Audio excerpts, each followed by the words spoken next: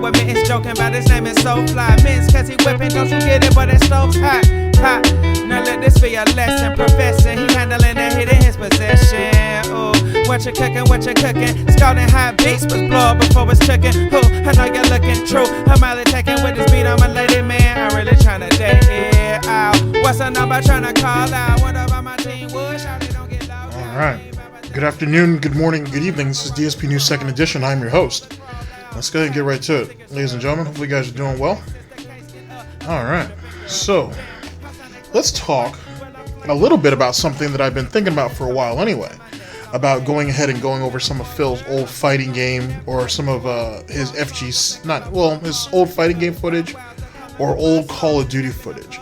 Not sure how far back I want to go yet because it wasn't until like mid 2018 maybe when he started to actually keep his streams for his Street Fighter matches all like an hour and a half plus. Before that, he would chop all of his sessions up into like 2 or 3 minute sessions. I'm not doing all that. Well, I might do it, but we'll see. But I'm not ready to do all that. That's a lot, to be honest. I would prefer to just have a stream or two that are like an hour long or 2 hours long and just go through that, and then I can chop that up into 2 parts if I need to. I would prefer to do that, but we'll see. That's something I'm thinking about. But for the time being, though, I have something that I feel that's interesting, that does have something to do with the FGC and him boasting a little bit, and what his thoughts were on online gameplay or online fighting games from back in the day. Speaking of which, I have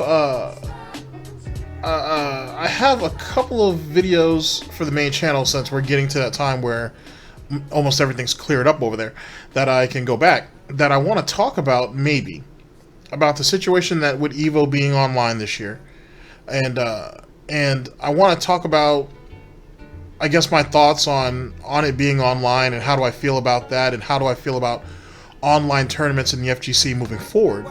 And then I also want to give you guys another, I might wrap it all up in the same video, or I'll make it just 2 separate videos, where we'll talk a little bit about, because I have a video that I can go over on that, talking about what online games, or what the internet, I should say, did for the FGC, and how it saved it in one faction, and how it kind of condemned it in another. I'm not sure if you guys will find that interesting, but I'm just going to throw it out there, because, that's something that I've been wanting to do for a while.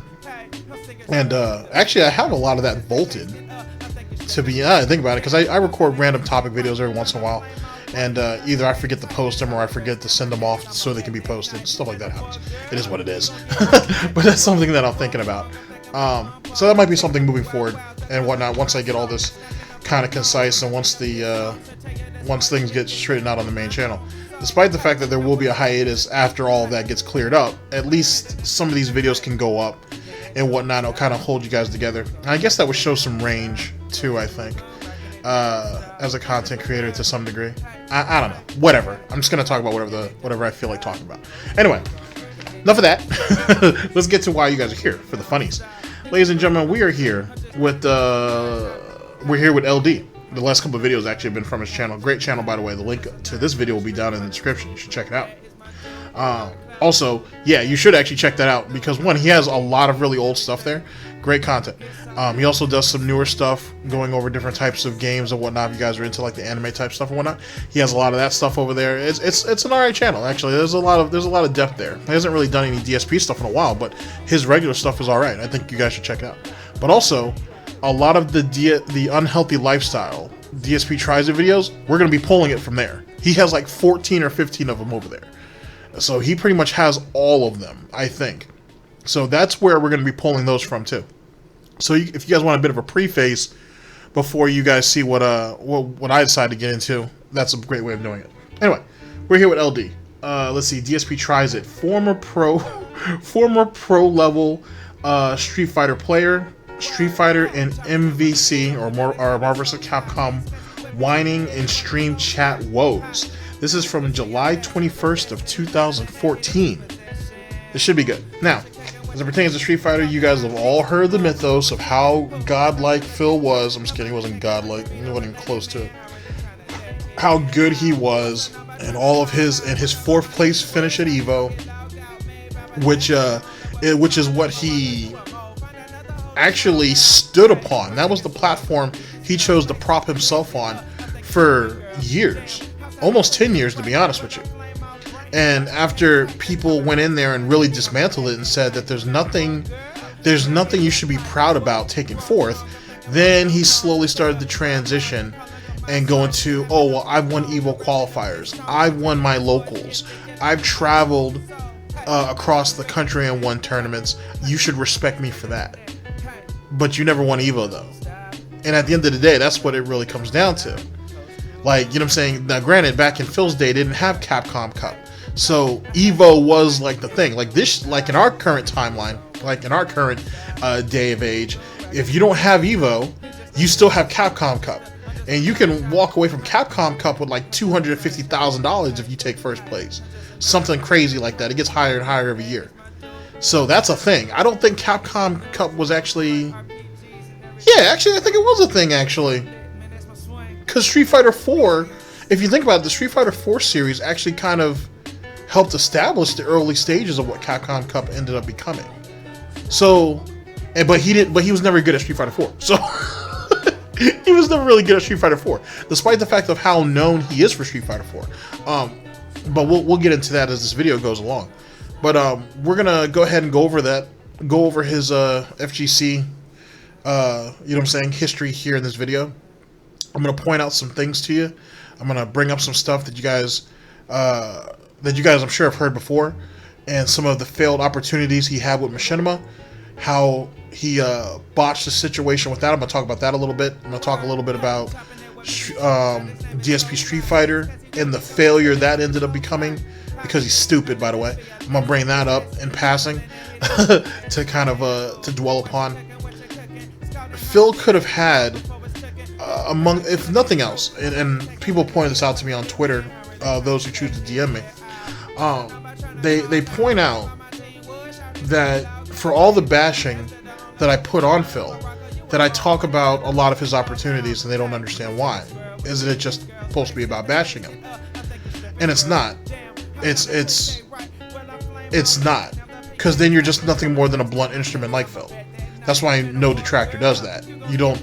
There's not one detractor out there that I know of that just beat down on Phil and do not give some type of constructive criticism or do not give him or what he could have done, you know what I mean, what should have done, and so on and so forth. There's no detractor that's ever done that. Or there's no detractor that does that currently, I should say. You know what I'm saying, that I know of. I don't know if there's any real detractor that have just bluntly beaten down on him. It doesn't work that way. The reason why it doesn't work that way is because that makes you no different than Phil. Phil will call you an idiot and he won't explain why you're an idiot. If I call Phil a fucking idiot, I can tell you why he's an idiot. I can tell you why he's an idiot within a particular situation on why he's an idiot. And that is something that detractors in general have done. That's why detractors have lasted this long. If not, we'd be nothing more than a typical hate mob, which is what Phil has always tried to categorize us as just a hate mob that doesn't have any constructive criticism, that doesn't have any real insight, that can't give him anything to make him better. There's a two-pronged problem with that, though. Excuse me. First thing is, Phil doesn't want to get better. How does one want to be better when they believe they're doing everything right? Quote me on that. Second is, why does anybody in their right mind believe he would take advice from a detractor? The people that are supposedly out here profiting off of him, who slander his name, who are ruining his business, all these alleged things that the detractors, trolls, haters, and critics do. Why would someone take advice from those type of people if that's really what we do? But then again, why does he spend so much time paying attention to what detractors say and do? Why does him and Catherine, I don't know about Catherine now, but at least early on and whatnot in their relationship, she used to watch detractor content. Why do they put so much time? Well, let's say Phil. Why does Phil put so much time into all of this if there isn't anything valuable to take from it? Why would you just sit there and watch hate just for the sake of hate? Let me give you an example. Excuse me. Is Amberlynn Reed and Chantel. They watch the hate videos all the time.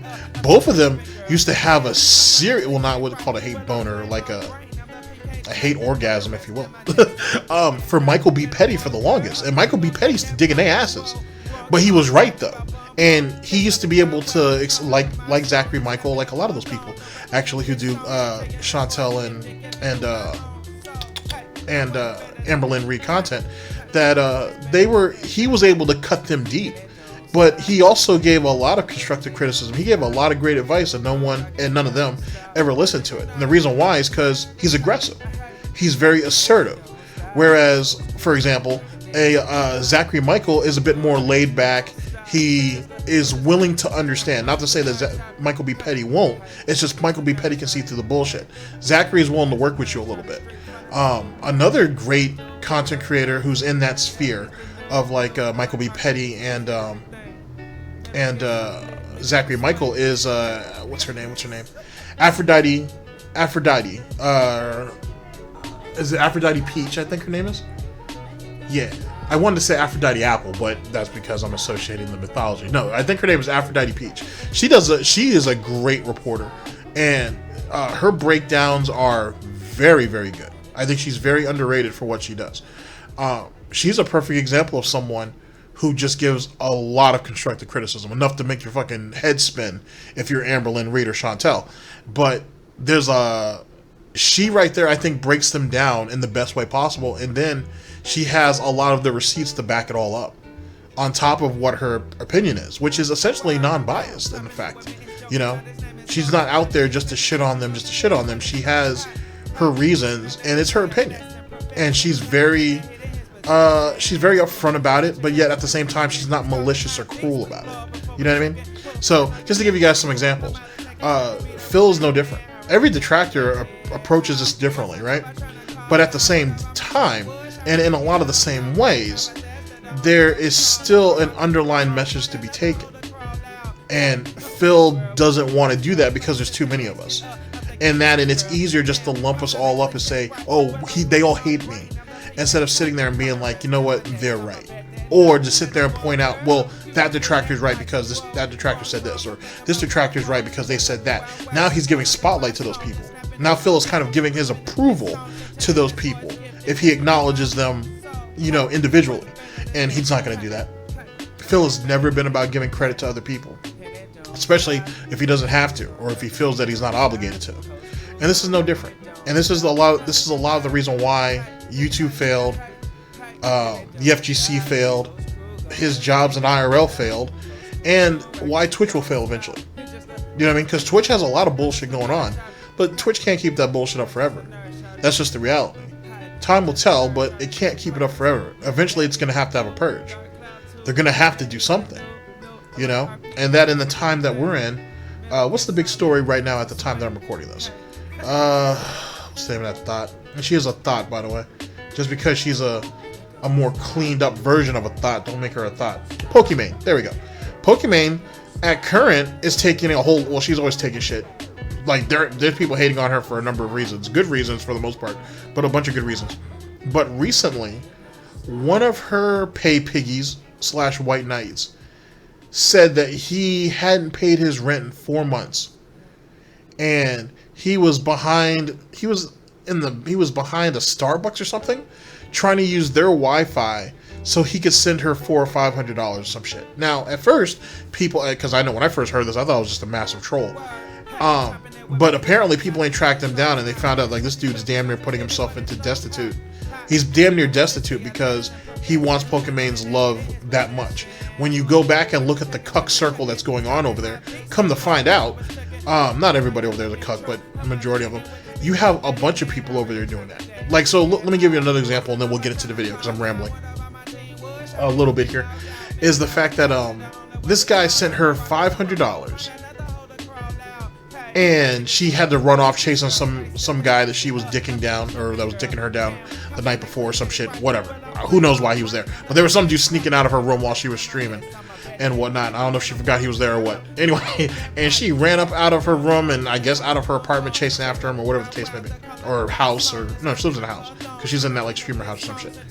And she was chasing him out, like, you know, asking where he was going, all that bullshit. While this goes on, someone sends her a tip on Twitch for like $500 saying I love you, and basically wanting acknowledgement. In the chat, someone was like, yo, step your game up, dude. That's it, $500, and someone ended up sending like 1,000. So let's compare this to Darksydephil. So you know how Phil has these little these little back and forth tip wars every once in a while? You know, $10 here, $20 here, so on and so forth. Well, that's small money. That's real small money compared to like what like Pokimane and Amaran, for example, usually do. Those dudes throw out thousands. Those dudes are really flexing on those chicks, for example. You know what I'm saying? Trying to outdo each other by thousands. Not by tens, not by 20s, by thousands. Just to give you guys some perspective.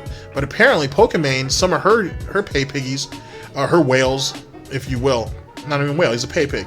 Some of her pay pigs are going broke over this shit. That's how much acknowledgement that they want from her. That shit's getting kind of crazy. And she's taking a lot of heat over it. She says that's not something she asks people to do. No, it's not. At least not that I know of. But she's not stopping it either. Just because you didn't ask for it doesn't mean that because you're benefiting from it and you know it's wrong, that you shouldn't say something. And that becomes the overall problem. But we're not here to talk about that at the moment. I just want to throw it out at you as an example of some of the silly shit that's going on.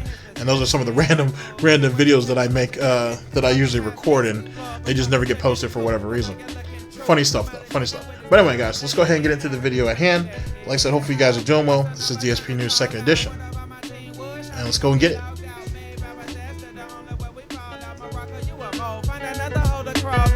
Hey, I'm sick of squirrel with the biggest girls. Laces the case get up. I think it's stripping, girl. Damn, how sound that cliche, right? Well, I flame out brain. I'm the PK type. Come and rest in my nest. I'm a bet that night. Metaphor, girl, you gon' get that pipe. Whoa, wrong song. I'm thinking about bum bum. Chicka, wow, wow. The calling of my sloan. The snapping of her thong. The rapping of this song. So take it as for its gift. They're giving you my own. So, hey, now what's better than that?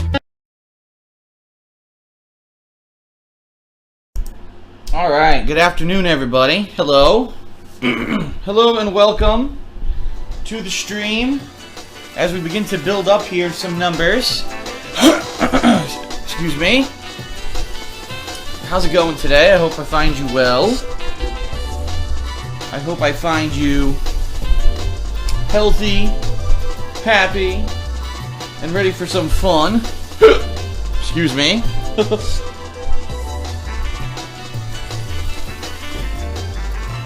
Ooh.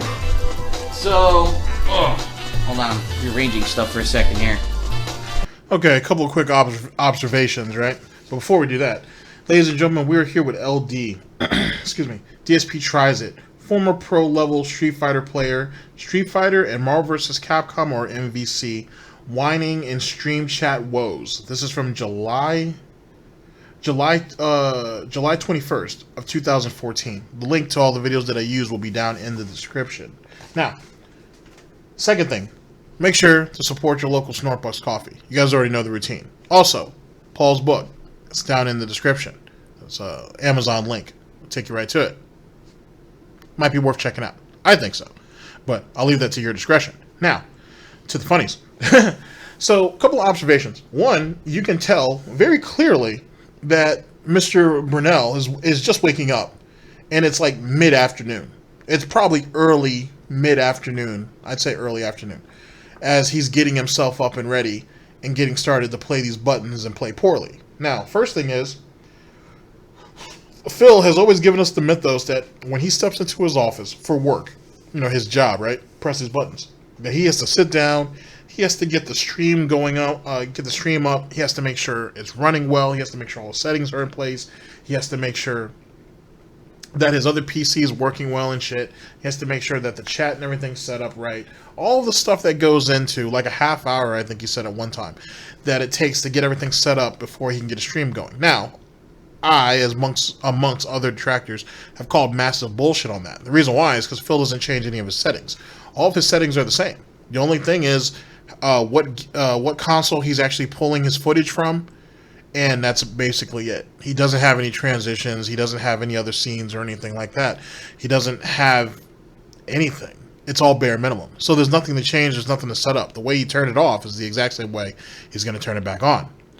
So that's the first thing. Second thing, and this is really interesting now that I think about it, because this is 2014, so we're talking about Ultra Street Fighter 4, and if you really think about it, if you go back into Phil's lore a little bit, Street Fighter 4, the series, I should say, made his channel. It built his channel. Or it built DSP Gaming, I should say. Not talking about Darksydephil. That was a whole nother failure in itself. But it built DSP Gaming. It put DSP Gaming on the map. He had a lot of footage. He did a lot of coverage for it. Went to a lot of tournaments and stuff like that. I'd say Street Fighter 4 was probably one of the most profitable things that he's ever done on his channel. I won't say it's the most profitable because I'm not quite sure. I'm sure there's a debate on whether it's Dark Souls or any of the older Spider-Man games he may have played. But it's certainly one of the most profitable. And like I said, it brought him the most viewership. Now, with all that being said, and taking all of that into account, I want you guys to consider that for all the years that he's played Street Fighter, no matter what game it was, but just any Street Fighter game online, for as long as he has, basically since the inception, why the hell did we still get the same bitching and complaining from someone who should be adapt to it? He's been playing online since Street Fighter 4. To be honest, maybe I'm not. Yeah, I would say Street Fighter 4 because I think Street Fighter 4 was like the first Street Fighter game to ever be online. I think, or at least that went mainstream, I should say. So with that being said, he should understand, and he should have some type of adaptability when it comes to the ups and downs of online play, no matter what Street Fighter game it is. You know what I mean? And don't be wrong, the lag and connection and everything affects every game differently, but I think you guys get my general gist. So that's my first thing. Secondly, all of the opportunities that he fucked up when it came to Street Fighter 4 in general, and I mean the series as a whole. This man at one time was offered by Machinima. Machinima came to him and was like, hey, we see that you have a lot of Street Fighter footage on your channel, on your main channel. Would you consider, what are your plans outside of your YouTube channels or your YouTube channels? Would you be open to venturing off and doing something else? Maybe even doing commentary, play-by-play, if you will, for some upcoming Street Fighter tournaments and or events if we were looking into doing so. He could have been at the ground floor for that. He could have been in there early. Now let me finish what actually happened first, and then let's cut this bacon up. So they bring him into this meeting to talk to him about his channel, and the meeting goes pretty much as I said. They asked him what his plans were for his channel moving forward. He regurgitated the same bullshit as usual. Oh, I'm going to do this right here on DSP Gaming. I'm going to have my vlogs for this right here, and so on and so forth. And then he had, I think when they had that call, he still had DSP Street Fighter, which would have been the DSP family of YouTube channels. I think he still had DSP Street Fighter at that time before he ended up getting that shut down. But I'll explain that shortly. So they were looking at all of that and they were thinking like, okay, that's really good. Well, hey, we see that you do cover a lot of Street Fighter. Yet again, as I said earlier, would you be interested in maybe, what are your plans outside of your YouTube channel and moving forward? And he's sitting here thinking, well, my YouTube channel is doing great, man. I got all this growth. I'm getting all these views. You guys are paying me all this money. Why are you asking me about anything outside of my YouTube channel? This is what's making us money. And they immediately took that as, yeah, okay, your YouTube channel is doing good, I guess, but what are your plans outside of this? We envision, they didn't tell him this, or he didn't tell us that they told him this, but we envision something more for you, especially with Street Fighter 4 really gaining a lot of steam and really picking up. What are your thoughts about maybe doing something like that that's outside of your channel and moving forward? And Phil completely got lost in the conversation. Like, what? Like, dude, this is a gold mine that I'm sitting on right now. I don't have time to worry about anything else. And I think, and keep in mind, all of this is in business speak. And Phil don't know shit about that. So, essentially, they're asking him questions without directly asking him a question. And he didn't react to it well. And what little he could grasp, it wasn't good. It's either A, he's too stupid to understand what's going on, or B, he's not interested. It's one of the two. It could have very well been both, at least in their eyes. But they were like, yeah, he's not interested, let's not worry about that. Now, whether Machinima went on to actually do that, I can't remember. I know they messed around with Mortal Kombat a little bit. They may have done something Street Fighter related. But I don't remember. And if they did, they had Maximilian. They had other people who could have made that shit happen, and that's what happened. The reason why I bring that up is because he could have been at the ground floor for something rather amazing. Let me give you an example. If any of you have kept up or even remember how competitive Call of Duty started, it kind of started in a similar type of fashion, right? Where you had some Call of Duty YouTubers who were able to get in direct contact with developers and all these different things, and they were able to make stuff happen. I think they used to call it Call of Duty XP weekend or something. I guess it was kind of like a little convention that Activision used to throw in, and all the big YouTubers and stuff used to go back. There's footage of some of that stuff out there. All the big YouTubers used to go, and they could talk to not only each other but to developers, and it was a way of mingling. And eventually Call of Duty commentating, or competitive Call of Duty, and then Call of Duty commentating and all that stuff kind of came out of that. What's this dude? My dude's name? It's known as the Call of Duty mad scientist. Fisticuff. Fisticuff is a very, very good resource to go to and talk to about stuff like that. If not, you can find videos on his channel. I'll actually try to look for a few of those. We might go over some of them, because he talks about it, and he refers to it to some extent as a bit of a con job. And that right there ended up fucking things up for everything that came later. But that right there is one way of looking at it. Another way he's projected is it helped the developers have a direct lifeline with the actual player base, and it gave them a reason to actually listen to the players, to listen to the people who buy their games, to the people who consume it. And it could have been an amazing opportunity, but instead you're stuck with games like we have now. And despite how much money it makes in microtransactions, despite the fact that Activision has been behind the ball and behind the times with allowing free to play, and they're just now catching up, that doesn't necessarily make them successful, because the bulk of the player base is gone. And in watering down Call of Duty in general to making it almost like this basically preschool, like anybody can come in and play, and making it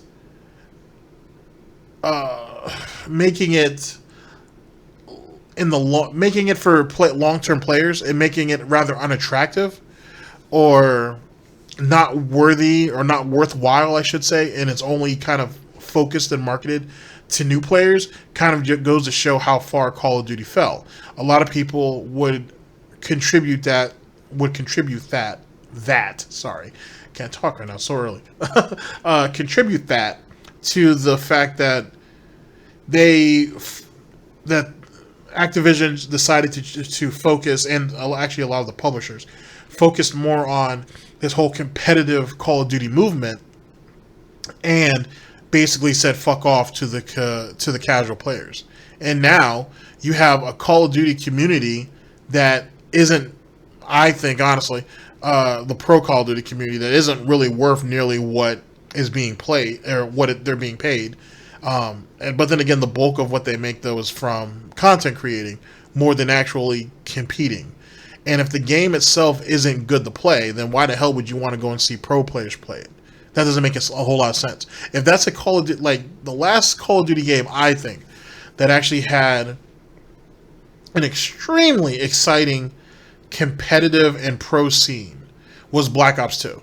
And you can go back and watch old tournament footage. That shit is amazing when you look compared to what came later.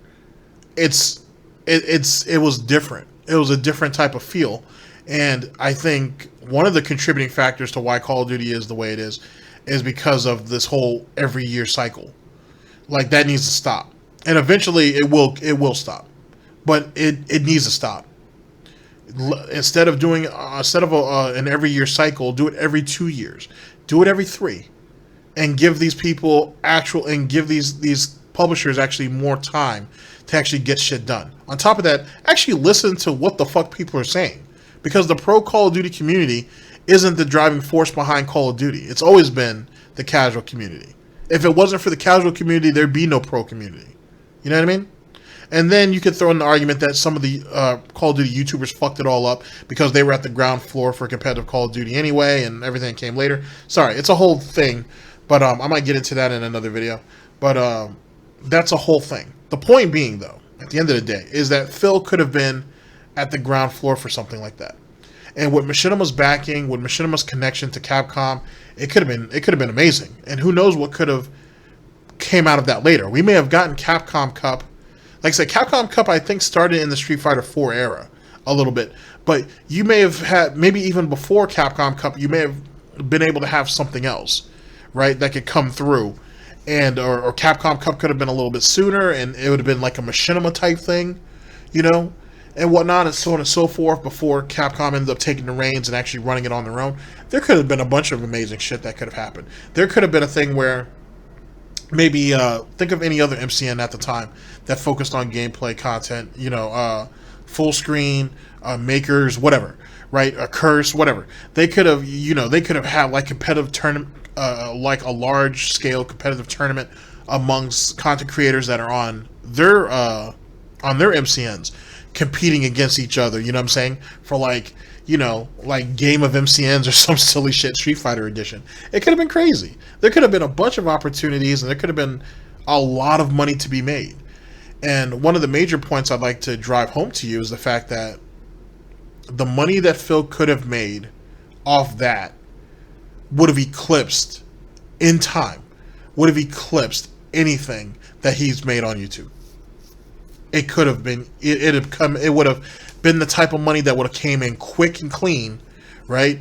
And doing something that allegedly he has some know-how and he has some knowledge in. And I think it would have helped him expand, not only as a person, but as a content creator, and also to bridge the rift between Darksydephil and the FGC. Never got it, though. And I find that's a shame. And it's a failure on Phil's part, mainly, because he couldn't see the bigger picture. He couldn't see the world for what it was. He wanted to concentrate on his dinky little shit and just get drunk every day. He would have had to definitely quit drinking, but he could have still done his content creation and still done this pro shit. But see, that would have required Phil to do shit. He would have to stream. He would have to make announcements. I mean, he might not even have to stream as much. I guess he still could have done everything in video form, but it would require Phil to do things. And I don't think he had the gumption to do so.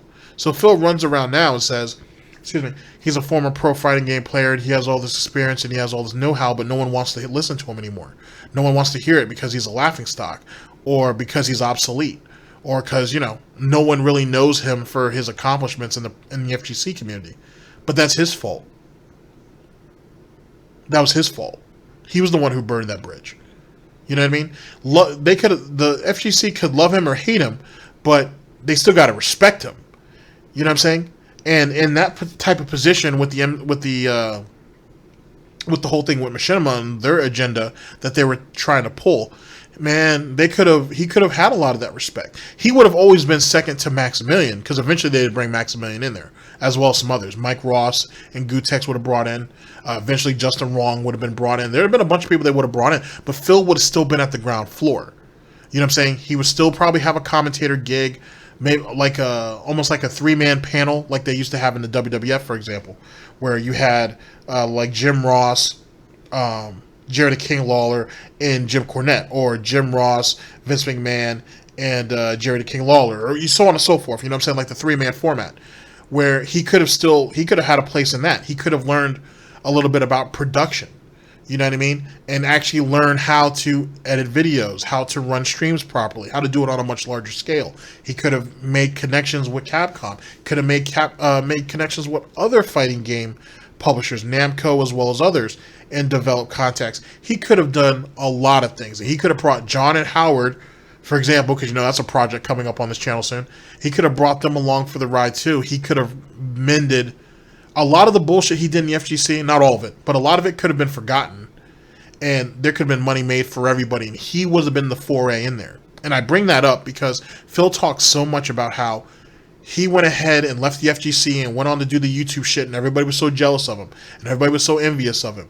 Well, success is one of the biggest FUs to anybody who thinks less of you. And even more of an FU is the fact that if you can make those people money, not only are you doing well and you're making money and your friends are making money, but then by proxy you can make those people money. Then that's a real big, you know, zip. Who's going to be on their knees first? And he could have been there for that. He could have. And he didn't do it because he didn't have any vision. He didn't have any gumption. And Phil likes, and over the last couple of years, Phil has said, oh, well, you know, I didn't want to be limited to just playing fighting games like pro fighting game players, or I don't want to be stuck with that. I want to be a variety game. I want to be a variety streamer and a variety content creator. I think the reality is, in some way, in a very small way, not as in depth as I'm saying now, but in some small peanut-sized way, he came to realize, holy shit, I fucked up. I may have not, he would have, I think honestly, he had never been Maximilian, but he could have been somewhere up there. Whereas Maximilian it will critique and criticize, but is still very positive and very optimistic. Phil could have been the opposite of that, and they could have still been on somewhat, I don't want to say equal footing, but they could have been, it could have been a thing. You know what I'm saying? Like, he could have been up there in that conversation, for sure. And now he doesn't have that, and he'll never have it. And I think that's the true story of Darksydephil in a lot of ways, is as going through a lot of the lore and just going over a lot of this content, is what he could have been, and what he could have had, and what he could have attained. Because, let's be honest, ladies and gentlemen, if you're not building, you're destroying. And Phil had a lot of opportunities to build a lot of things. And sadly, he was lazy, he was stupid, he was ignorant, he was incompetent, he was selfish, he lacked vision, he lacked a lot of things. And that's why you have an idiot like me doing videos like this. So, I guess it kind of worked out, so to speak. Now let's get into the actual video. Sorry, I got so much more to harp about later on, but let's go ahead and get into it. So, hello and welcome to the stream. Today, we are resuming our weekly escapade of endeavoring to become a little bit better and getting up to speed with fighting games with Ultra Street Fighter 4.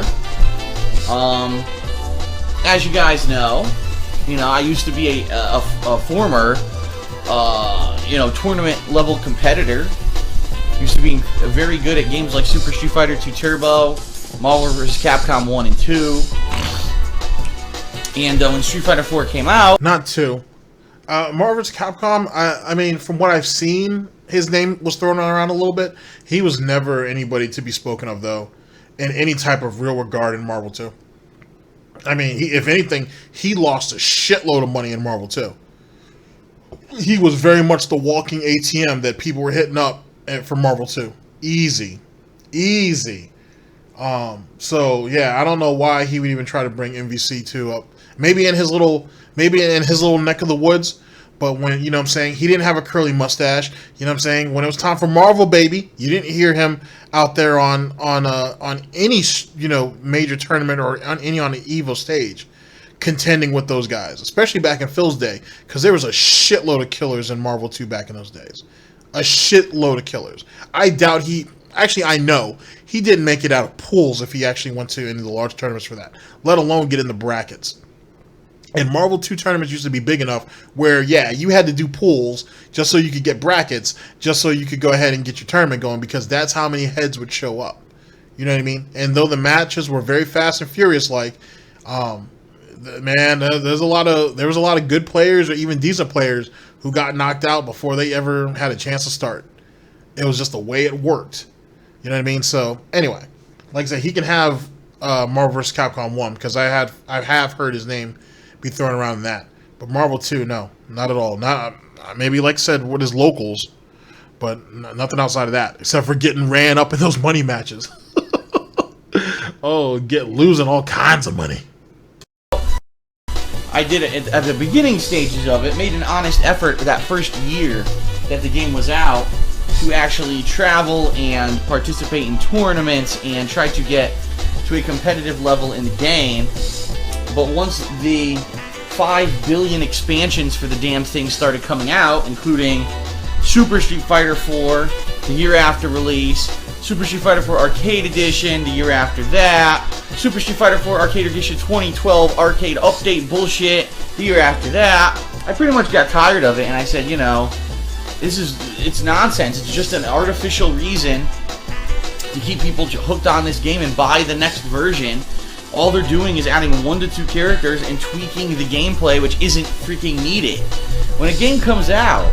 Wait, he's contradicting himself, and I can say that in a lot of ways. One, early in Street Fighter's life cycle, he used to complain about a lot of shit. I've gone over a video talking about that, actually, on this channel, where he complained about Street Fighter 4 and how certain things needed to be tweaked and so on and so forth. Maybe mainly Sagat was one of those people who needed to get nerfed a little bit or needed some adjustments. Now, here's the thing. There was Street Fighter 4, then there was Super Street Fighter 4, and then there was I think he said there was like the 2010 update, which was free, by the way. And then you had Ultra. So I think there's actually only 4 different variations. Hold on a second.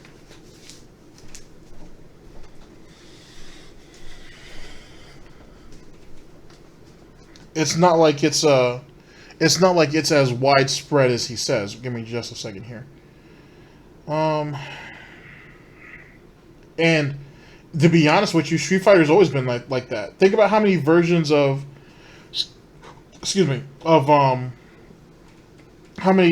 versions of Street Fighter Alpha, for example. Think about how many variations and versions of Super Turbo there are. Street Fighter's always been that way. They've always been that way. So why would he complain about that? And that fashion is just, he's not worthy of it. He really has no right, to be honest. Okay, so as it pertains to Street Fighter 4, let's see what we got here. Okay, so you have Street Fighter 4, which came out in 2018. You have Super Street Fighter 4, which came out in 2010. You had Super Street Fighter 4 Arcade Edition, which came out later on in 2010. Then you had Street Fighter 4 3D Edition. I didn't even know about that. You had Street Fighter 4 Volt. That was both of those versions. The 3D edition came out in 2011, as well as the Volt. Ultra Street Fighter 4 came out in 2014, and then Street Fighter 4 Championship Edition came out in 2017. So basically, from 2014 to 2017 would be theoretically Street Fighter 4's reign, for the most part.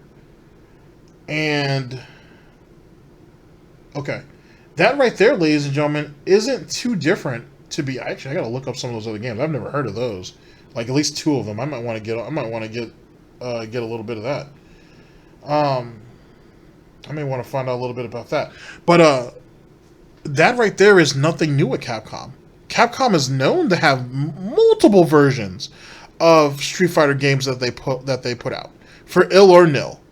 You know what I mean? If you really delve into it, if you really look up, hey, how many versions are there of like, look at Street Fighter Alpha. Or not Street Fighter Alpha, I already said that. Street Fighter Alpha is a great example. Street Fighter Alpha 3 is a really good example, to be honest. But the whole Alpha series is a good example. But look at Street Fighter 3. You have Street Fighter 3, then you have Second Impact, and you have Third Strike. It's all the same game, you know what I'm saying, except for an update with the graphics and then the functionality and so on and so forth. They constantly kept improving on it.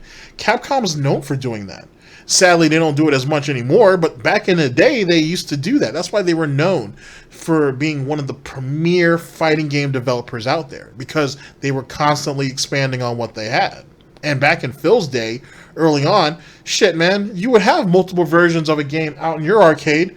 You know what I mean? That's nothing new. I've seen pictures of old arcades where you have, you'll have Alpha 3, then you'll have Alpha Gold, then you have Alpha Zero, all in the same thing. And in actuality, in a lot of ways, they're actually 3 different games, despite the fact that they're all based off the same template.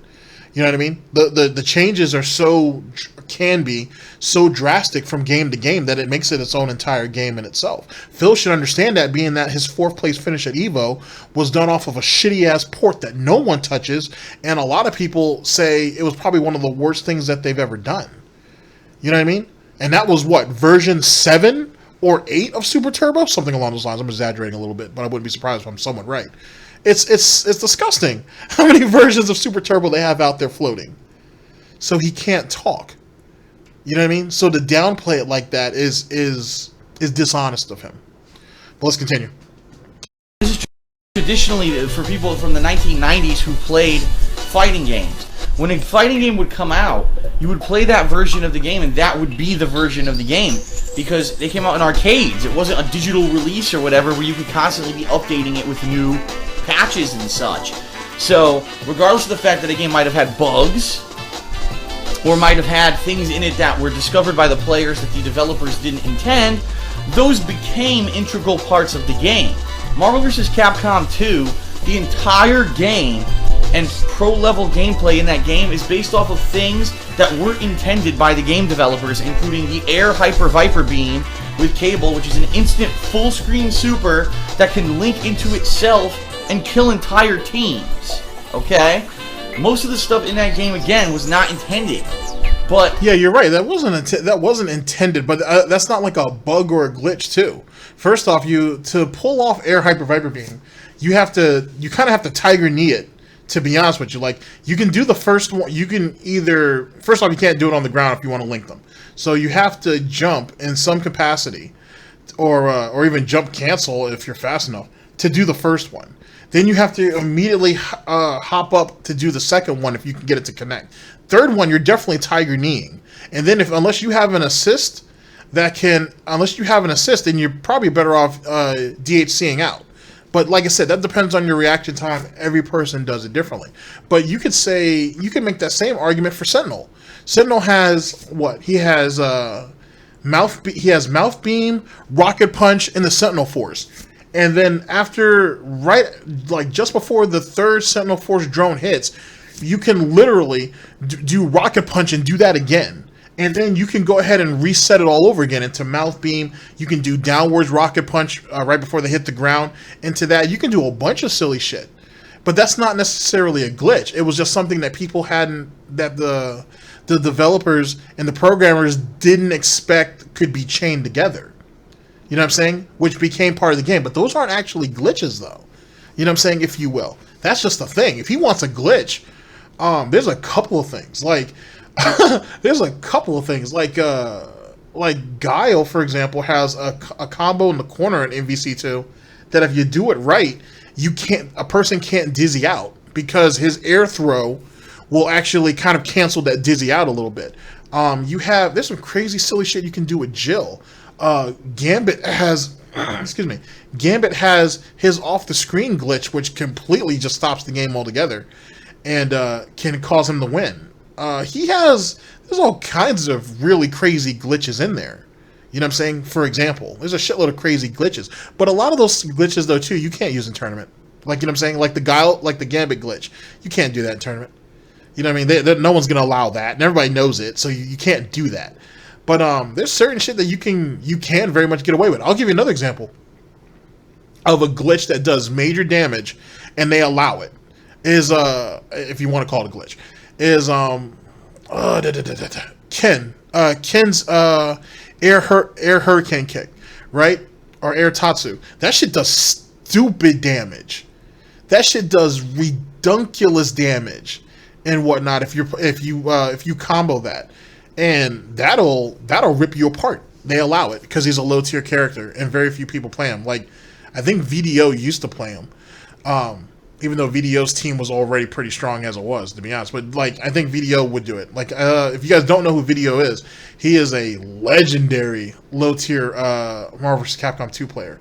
And I think Team VDO is Rogue, Colossus,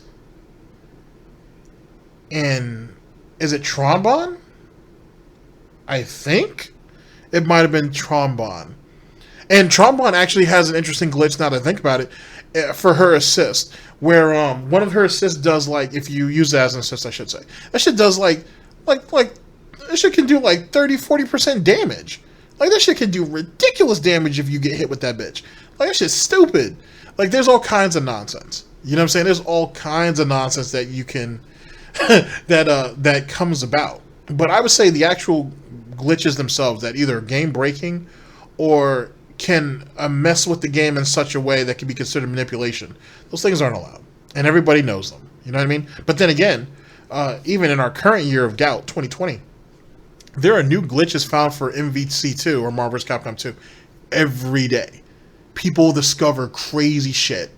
Like, real fast, and then we'll move on to the video. Back to the video again. IFC Yipes actually found like a crazy Thanos shit the other day, or not the other day, but a couple months ago, which, you know, he was streaming and he found it, and he worked with it for about a week or two, and he was like, you know, it's a fun little thing, you know, we'll see what the community does with it. Well, apparently someone in Japan found some real good uses for that shit, and turned that shit into an entire thing. Now, like that, not enough, I would say, to move Thanos up in the tier list, because the Marvel vs. Capcom 2 tier list still is a thing. But it probably should be considered so. You know what I mean? And that was, Marvel vs. Capcom 2 has been out for what, 20 years? Or some shit like that? Like something crazy, over 15. So, just something to think about. Like, they're always finding and discovering new shit with Marvel vs. Capcom. But anyway, I just wanted to throw that out there. They didn't patch the fucking game once a year and keep changing it every year. No, the game was the game, and so pro-level players, people who wanted to put the time and effort into the game, learned ways around these abusive strategies, learned ways to defeat them, learned other alternate things, and over the years, Marvel vs. Capcom 2 became a game that at first was very chaotic. It's still chaotic, but that's not abusive tactics. Magneto's rushdown is not an abusive tactic. It's just how it is. The game was meant to be zany, and that's why they never patched anything, because it was meant to be zany. You know what I'm saying? And once it was printed onto a disc and it's out, it's out. You know what I mean? But when you get into online gameplay and whatnot, it gave them the chance to make adjustments if they felt that they needed to. Now, I understand what he's coming from. Don't get me wrong. I'm not being completely obtuse to what he's trying to say. And the fact that people should just go ahead and fight their way out. You know what I'm saying? They need to box their way out like pros do. Or like the pros before them, like the OGs used to. I get that. I do. At the same time, sometimes what they took from you, what they gave in return, was equally as good, or if not, ends up getting really silly later on down the line. So you have a level of trade-off. But on top of that, it also helps improve the players. If you think about it, in some way, shape, or form, one could look at it and be like, well, that's helping them improve the players, because it doesn't make them complacent. It gives them a reason to not only, continue to look for and try new things, but also to try new characters. Being dependent on one character, for example, is not going to necessarily get you anywhere in particular unless you become a specialist. And a lot of people aren't willing to put that time into it. So, and if you want to get matchups and understand how a lot of that does, you kind of have to mess with a lot of those things in transit. You got to really play with a lot of those other characters and get a feel for them. Even if you decide not to make them mains, for example, right? Everybody has a couple of pocket characters just to be on the safe side. You know what I'm saying? I don't even know if Phil even understands that. But Phil does. Phil has his main, and then he has a bunch of pocket characters. Everybody does. That's how you learn matchups. That's how you learn how to adjust to shit. So it is what it is. Street Fighter 4, with a lot of the changes that were made throughout its life cycle, is just the culmination of a lot of those things. It's growth, and it's growth that's imposed by Capcom, so the community can continue to move forward. A lot of people say it led into what Street Fighter 5 is. Street Fighter 5 was poorly executed, let's be honest, at least early on, but I think you guys kind of catch my drift. But to say those things are abusive tactics or whatnot because Darksydephil can't figure out how to get around it is ridiculous. And that's why he definitely wasn't a top player. He wasn't even, I would even say, a mid-level character, mid-level player in Marvel vs. Capcom 2. You know what I'm saying? Because people have to adjust to that every day. You know what I mean? Especially back in his day when they go to the arcades and they're throwing down their hard-earned money to, you know what I'm saying, to play these games or whatnot. And if you fuck up, there is no, oh, fuck, man, and then go again. No, bitch, get yourself in the back of that line and you wait your turn. You know what I'm saying? So was it abusive tactics then, or did you just get outplayed? Something to think about. And very sloppy to a game that became very stylized, very honed in, very high-level, top-level play, and you really need to put a ton of time into the game in order to hang with people on a competitive level. That doesn't happen with games anymore. Now, the game comes out, oh, the next year there's a patch, the next year there's an update, the next year there's a new version, and they just keep rebalancing. And in some ways it's a good thing, and in other ways it's not. I think it's a good thing because if there really was a really huge bug or an abusive thing, and it really did ruin the game, it could be fixed. But the other problem is you get the temptation to constantly tweak and change things in the game that maybe weren't so abusive. Or, unfortunately, I hate to say it, people who had that power, especially with Street Fighter 4, decided to change things to their own personal liking rather than something. This right here is just excuses. I'm sorry. Like, when his initial criticism about tweaking out bugs or things that could be abusive, I could give him that. But then on the positive, saying that, oh, well, now people with influence can change the game the way they want, or they can have certain things done a certain way, and they, the things that weren't broken, they're removing it, or what he's trying to say, i.e., pig translation is, the things that I like, that I was using, are now getting buffed or getting nerfed and shit like that, and I don't like that, and how come Justin can have his character, just using that as an example, Justin or Ricky or PR Raw can have things the way they want it. This is all excuses. This is all excuses from a person who just couldn't compete, and that's what it really comes down to. And Phil has made, up to this point, despite all my talking, has put the emphasis on the fact that you really have to put a lot of time and effort into your character. Well, yeah. You come from a generation where you should understand that. You know what I mean? That if you're not putting time into this, if you're not devoting anything really to this, you're not going to get anything out of it. Or let's reword that. Let's remix that. You get in, you'll get out of it what you put into it. And vice versa. And Phil don't like that. Phil, for whatever reason, believes that he should be able to sit down, play it, and just be good at it. And that doesn't make a whole lot of sense. And that's why, not only in the FGC, not only in IRL, but also on YouTube and Twitch, that he constantly gets passed up. It's the reason why he's at where he's at. Is because he wasn't willing to work. He wasn't willing to commit himself and dedicate himself to what is his livelihood. He wasn't willing to do that. If it's not dirt easy, if it's not brain dead easy, he don't want no parts of it. And that, ladies and gentlemen, is one of the major fatal flaws to why Phil is a failure. It's one of them. It's not all of it. But it's a good portion of it. You know what I'm saying? People devoted their time to whether fighting games, first-person shooters, or whatever, because they love the game. They're really there for the love of the game. Phil isn't there for that. He's there to profit. He's there to profit. You really think Phil put up all those goddamn videos for all those years not to be compensated in some way, shape, or form? If you really believe that, I got a bridge to sell you too. I can do that. And I might even have a horse that you can that you could trot along that bridge as well, if you might be interested in that. I'm just throwing it out there. But you're hearing it yourself, though. You're hearing it right here. Straight out of the pig's snout.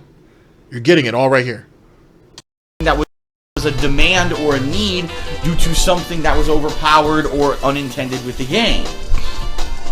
And so what ended up happening was you had so many versions of Street Fighter 4 that by the time Arcade Edition and then subsequently Arcade Edition 2012 came out, a huge group of people who were into the fighting game scene said, fuck this. This is too much. This is bullshit. I'm going to stop buying the same game 1,000 fucking times. Why do I need to do this again? Forget it. And so then we had, over 2 years with no updates to Street Fighter 4. And, a lot of the hype died out of the community. Let's face it. There was this insane white-hot hype around Street Fighter, and now it's kind of really died down to the point where Capcom has publicly come out and said, we don't even have any money. We can't make Street Fighter 5. We can't do all this stuff because we don't have any money. We lost a ton of money on pretty shitty ventures, such as the failure of Resident Evil 6. But that doesn't have shit to do with Street Fighter, though. Because he's right about the Capcom going broke, or damn near going broke. That's the only reason why Street Fighter 5 actually exists, is because they had to make that deal with Sony. If not, you would have had Street Fighter 5 over different consoles, and then we might have actually been able to get crossplay. Yet again, not being able to see the big picture. But yet again, that doesn't have shit to do with Street Fighter, though. Because if everybody has it, why does everybody keep needing to buy it? Like, you know what I'm saying? Like, that doesn't make a whole lot of sense. And if you have multiple versions of the game, there's still people, for example, that play the old versions of the game. If you have Street Fighter 4, for example, on your PS3 or your Xbox 360, if you still have those things, you can go online and still find people playing. Same thing with Super. Same thing with Ultra. Like, if nothing, you know what I'm saying? Like, matter of fact, when him and LTG were talking about, you know, having like a gaming session amongst each other, instead of Super Turbo and Third Strike, they should have just played Street Fighter 4, and they both could have done that. Why no? I'm pretty sure someone recommended it, I would think, but why that didn't happen is beyond me. But for him to sit there and kind of sit there and say the game just died out, I mean, the game was never really, Street Fighter was never really saw, or never really was able to recapture the strength never really recaptured the strength, if you will, of the Street Fighter 4 series. Street Fighter 5 still doesn't do that. And the money's a lot larger there. You know what I'm saying? But they still don't have the captivation of the audience like the Street Fighter 4 series did. So, yet again, and then again, too, Phil was never anything special at 4 anyway. So, that gives you another reason why he would downplay it. But semantics, though. Semantics.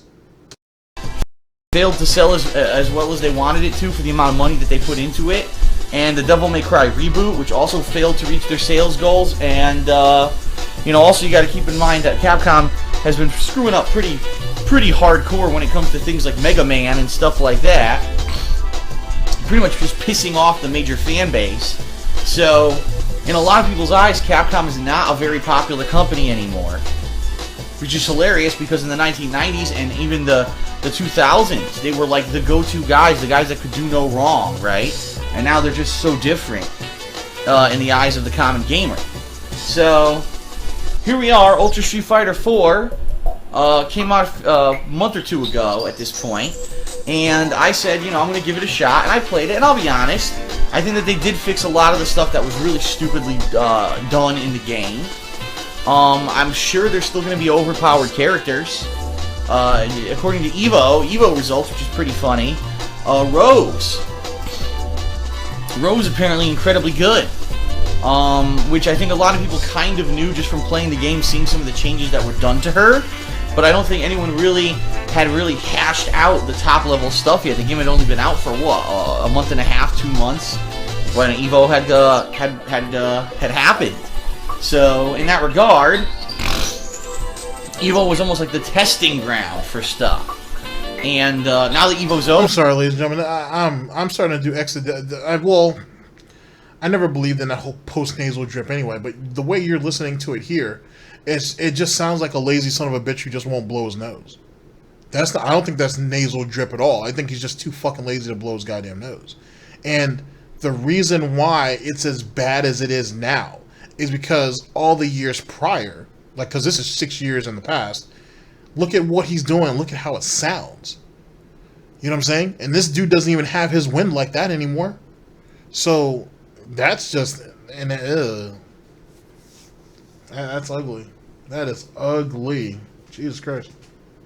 a lot of people are probably going back to the lab, as they say, trying to figure out the game. For me, what I want to do, and I said this, this previous week, is that once a week I want to set aside a time when I can actually play this game, because I love Street Fighter. I mean, there's no if. So you love Street Fighter. You make your own schedule, but you have to set time aside once a week to play it? Does that sound like someone who loves playing it? It don't sound like that to me. You make your schedule, you can play what the fuck you want. Why do you have to set time aside to do that? What else do you have to do? You don't have a job? You know what I'm saying?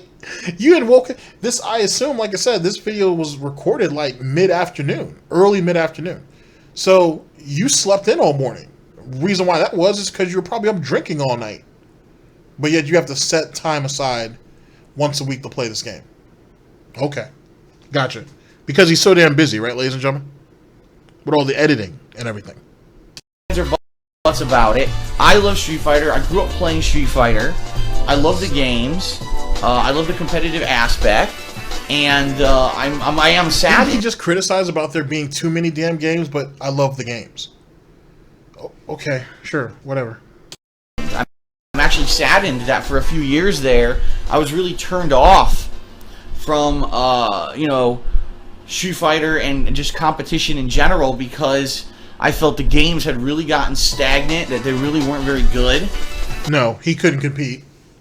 He couldn't compete because I'm starting to think, I'll have to tie it down in a minute, but I think the years that he was talking about, that he talked about, he took off or he was unmotivated to play, were the years when the real killers were running out there rampant. Your PR Balrogs, Flowing came back into the mix, Mike Rawson came back to make that run at Evo with E Honda, your Wolf Prones, the guys like that. I think the real killers were starting to come out. These people who Phil would call no-namers or whatnot, people who weren't known, and they were winning tournaments left and right. And he saw the footage, and he was like, I can't compete against that. There's no way I can win in those type of circumstances. That right there is similar to the reason why he didn't play Fortnite and didn't stay playing Fortnite once a week in his busy schedule. Because I think he saw quickly how Ninja and how a lot of those other guys were making names for themselves. Well, if they didn't already have a name, Ninja theoretically had a name before Fortnite, but whatever. Who started to make names for themselves and make crazy money, and he wanted a piece. But then he was like, I can't compete against those guys. They're just going to laugh at me. And in turn, the detractors and everybody else are going to laugh at me. So he chose not to do it, which is yet again another example of putting his pride over profit, which is it's a thing. In particular, Ultimate Marvel vs. Capcom 3, which is a piece of shit game. Really, I don't know how anyone could call it a game, because it's not. It's a stupid rock, paper, scissors where someone gets one hit and wins the whole fucking match. Or, on the other flip side of that, someone gets insanely lucky, activates their X Factor, and then wins the whole fucking match. It's garbage. That's not, at a meta game, that's not what a fighting game's supposed to be about. The fuck do you know about meta? And then on top of that, you just don't have the reactions and reflexes. That's why he said it's rock, paper, scissors. Because he doesn't have the reactions and the reflexes. He doesn't think fast enough. That's what it comes down to, which is funny because if you had played Marvel vs. Capcom 2 and whatnot to any type of level, you can have a general understanding and outlook of Marvel vs. Capcom 2, Marvel vs. Capcom 3. Button scheme is different, which people have criticized for very good reason, but outside of that is, you have an idea of the general premise. Your combos have to change up a little bit, and you have to do a little more to maximize damage and whatnot, and you have to be quick about it, to be honest with you. But Phil was never really good at doing any long or drawn out combos or anything creative, any of the creative combos for Marvel vs. Capcom 2. So why would I think he would be good at Marvel vs. Capcom 3? To be honest with you. And to be perfectly honest with you, if I had to guess, and this is just in some of the little bit of footage I've seen of his Marvel vs. Capcom 1 shit, he kind of played that like Street Fighter as well. He plays a lot of fighting games like Street Fighter in a lot of ways. Not all of them, but some of them. Most of them, if nothing else. And yet again, he's slow. And that's fine. It's okay to be slow. But don't criticize the game because you're slow. Don't do that. If you can't compete, then don't play. Don't make excuses on why you don't play. Just don't play. Period. And he did a lot of that for Street Fighter V. And he said, the people playing that, they're going to die out. Who's died out? You know what I'm saying? Who's died out? Punk's still out here making money. Knuckle Deuce still out here making money. Smug is still out here making money. LTG, for better or worse, was out there doing his thing while he was still playing that shit. Maximilian, for better or worse, and he definitely stepped away from the game because he didn't like it. You know what I'm saying? Still did fine for better or worse. So it's funny how people still continue to make their way, right? Not because they were tied to the game, like, this is the only way I'm going to be able to make money. But they could see the best in it, and they were willing to work with it. Phil can't do that, which is ironic in a lot of ways, because Phil wants people to see the best in him and work with him, and don't fall to the dark side, apparently, or the detractor side of it, right? So it's funny how he's not willing to do that for a game series that he supposedly loves, by the way. But he won't do that for that game series, but he'll want everybody to do that for him or with him, if you will. That's not hypocritical at all. You know? But that's what they made it about, because they wanted to make a game that was flashy, that the crowd would love to watch, and that there was always a chance that no matter how bad you were, that you could come back randomly at the end. It's garbage. The game is garbage. And I'm telling you that wholeheartedly as someone who's been around since I played the very first Versus game, you know, X-Men vs. Street Fighter. Marvel vs. Capcom 3 is complete and utter trash when it comes to a competition level. However, because the money's in it and because it's so flashy and it's a crowd favorite, it still gets a lot of attention, which is kind of unfortunate. Prevents other great games from getting attention and being made. But I digress. Out of all how are those games going to be made if Capcom was going broke? Did you forget your initial argument? Remember, Capcom spent all this money on other ventures and they end up going broke? Did you forget that? You didn't say that too long ago. I mean, it might seem long because I talk long, but but you did say that. Did you forget already? Wow, got to keep the narrative together, buddy. Fighters that are out right now, Super Street Fighter 4, well, I'm gonna say Ultra Street Fighter 4, in my opinion, is the best one. It was announced that you know, Tekken 7's coming out, which is inevitable that it was going to happen. I just find it hilarious that the Tekken Cross Street Fighter that was supposed to come out, because remember they did Street Fighter Cross Tekken way back when, what was it, 2012, and it was a huge flop sales-wise. And so yeah, that game was horrible. That game was horrible. Oh my god, it was so bad. It was so bad. Like, it was so bad. Like, I kind of see what the premise was, or what they were trying to go for, but Jesus Christ, that shit was so bad. That shit was so bad. Oh my gosh. Hurtful, sir. Hurtful. So then, you know, it was announced that at the same time that who's the company? Namco was going to make their version of the game using Street Fighter characters playing like Tekken characters. They've all but dropped the project because they realized... Yeah, they were smart. They were kind of like, we're just going to incorporate Street Fighter characters into our games moving forward. We'll just do that. Which was a smart move on Namco's part. Oh my god. Which was definitely a smart move on their part. They should have never done that. And then you had a little FGC lore for some of you guys. Then they had like the whole like FGC reality show thing that they tried to do off that, and that was whatever. And then you had Ares or Avoid the Puddle. He got caught up in that little controversy with that. I can't remember what that chick's name was, but remember she was thick as hell though. God damn, she was thick as fuck. But I don't remember. I'm sorry. I'm being unprofessional. She was thick though. God dog. But there was that controversy with that shit, and then she ended up screwing over somebody else so she could get kicked, so she could basically leave the show when she could have just forfeited it. It was a thing. It was a whole wild mess and whatnot. I mean, you know, you fall, you got to learn how to get back up. But there was definitely mistakes made with Street Fighter Cross Tekken. Oh god, so bad, so bad. Lost cause. It was a dumb fucking idea to begin with. So they're working on Tekken 7, and I'm interested in playing that when it comes out.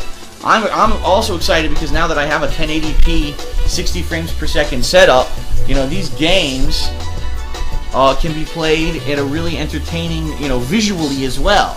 Previously up to now, you know, everything that I did had to be 720p and 30 frames per second because my rig didn't have the capabilities to do it. Now that I have a new PC for a week now, and I've been working out the bugs over the course of this week, it seems like at least console-wise, I'm able to play all console games in 1080p, 60 frames per second. Now, I really hope, because I know a lot of you are watching this on pre-stream on YouTube, I really hope that YouTube will stop being so fucking stupid and lazy, and, you know, they announce something and they give no time frame of when it's going to be launched. YouTube has announced they are going to be doing 60 frames per second, and even they're going to be doing middle of the road, like 45 frames per second, because they realize that a lot of people can't handle the full 60 frames per second with their internet connections and or their PCs, but they have given no time frame whatsoever when this will launch. So what's the point of announcing something if you're never going to do it, or if you don't even know when. Here, I'm going to make an announcement, ladies and gentlemen. That's funny, because Phil does that. Phil makes all kinds of crazy announcements to do shit, and he never gets it done. You guys want an example? Well, shit, I had already talked your ears off up to this point. Let's go at it a little more. What about the 50? What about the goal, right, for the 50 vest streak? And as I'm hearing right now, too, speaking of which, I'm hearing that this whole vest streak thing is a fraud, and that we're not actually, I don't know what he's up to now. He's in the, like, 70s, I think. But, apparently, one night, recently, they didn't actually hit the goal. They were off by, like, $6 or $7, and Phil just kind of, he kind of just skated that along and said, oh, we actually hit the vest goal when they really didn't? Uh-oh. It's almost like, ladies and gentlemen, like what I said, that he's become dependent on that vest goal. It's a sign of his success, and he needs it to keep going no matter what. And also, he needs the money that comes from it too. It's funny how that's a thing. Oh boy, I can't wait to get back to the Snort report. Oh boy, someone let Snortbucks know. I missed them. I look to come home soon. Cause oh boy, I can't wait to chew that shit up. That shit's gonna be amazing. But it's funny how when we hit that 50 vest streak, leading up to it, actually, he was hyping up that he had something in the works for it, right? He had a thing that he had planned out for it, and they didn't see it until what? 60, until like the vest streak was in like the 60s, like 62, 63, I guess, is when the vest streak happened. Yet again, promising something that they couldn't that he couldn't follow through with. You guys want another example? I'm good for that. Project 7. Project 7. What about that? What about, you guys want another one? Shit, go all day. But I got another one for you. What about that cooking show with him and Kat? If you guys have watched the Kat video that I did semi-recently, you guys know what I'm talking about with that. What happened to that one? What happened to Jasper coming in and chilling with us on the night streams at night? What about them? What about those promises? Oh boy. So don't tell me shit, Phil, about people not coming through on their promises or them not moving when they make an announcement. You make an announcement as something to look forward to later on down the line. It doesn't mean it shows up right away. The newest Call of Duty, for example, Vietnam, I'm actually thinking about playing it. I might even stream it too. Well, we'll see. But we're definitely going to play it, so there might be videos. Maybe. But I'm definitely looking forward to that. But they ain't made that announcement since what? Early this year? Does that mean I expected to come out in like 2 or 3 months? No. If it takes a year, it takes a year. It gives me something to look forward to. And then you keep up to date with the announcements moving forward. You continue to hype the game up as time goes on. Or the features that are within the game. Or whatever. And Phil should know all about that. So throwing YouTube under the bus for some silly shit like that is unbecoming of him, to say the very least. Womp womp. I'm going to make a new video series. It's coming soon. It's coming. I'm going to say soon. It's coming. There. What was the point of that? All it does is get your hopes up for something, and and then you get disappointed when you find out it's not ready to go, and you get ready for it, and it doesn't happen. But they, like you said, you're making an announcement that you have a new video series coming up. If you choose to be disinterested and not do it, that's your fault. If you had no intention of ever doing it in the first place, you should have never made the announcement. If you made the announcement, it means that you have plans to do it. That means you're getting ready to put things in place, if you don't already have things in place, to implement it. So yet again, that falls on you. Eventually, I assume YouTube got around to that. They did, obviously. But yet again, it's very easy also to sit there and make an announcement about a particular project and it requiring more than what you initially thought. DSP knows a lot about that. He sat there and made a shitload of false promises that he gave up on because, guess what? Snort, it was too much work. Just throwing it out there. That's something that content creators do a lot. Phil has even apologized in a video saying that I had been ambitious about something and I've been hyping it up and I can't follow through with it. So because it's a little more than what I thought, sorry. I need to be better about that in the future. He's made apologies like that before. Something to think about. Snort, snort. So, you know, I'm very excited for it. I hope that it shows up, but, you know, it is what it is. It is what it is.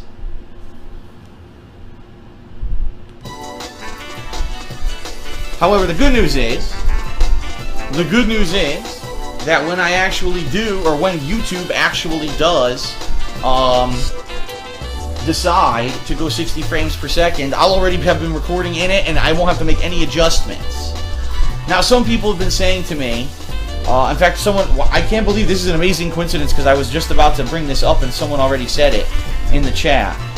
They said, what is the point of capturing and streaming a game like Ultra Street Fighter 4 in 1080p when natively the game runs at 720p? Well, that's a good point, first of all. That is a good point, but it's very simple. YouTube destroys, neuters, and just fucking rapes videos. You know? And I hate to say that, being that I like living off of YouTube, and, you know, ever since 2008, I've been an avid YouTube user, and I probably uploaded more videos than any one individual on YouTube. But they rape videos. They literally destroy the quality of any video that you upload to the website. YouTube violates video. Holy shit. YouTube violates videos. Oh boy, Phil. I can't put that in the title.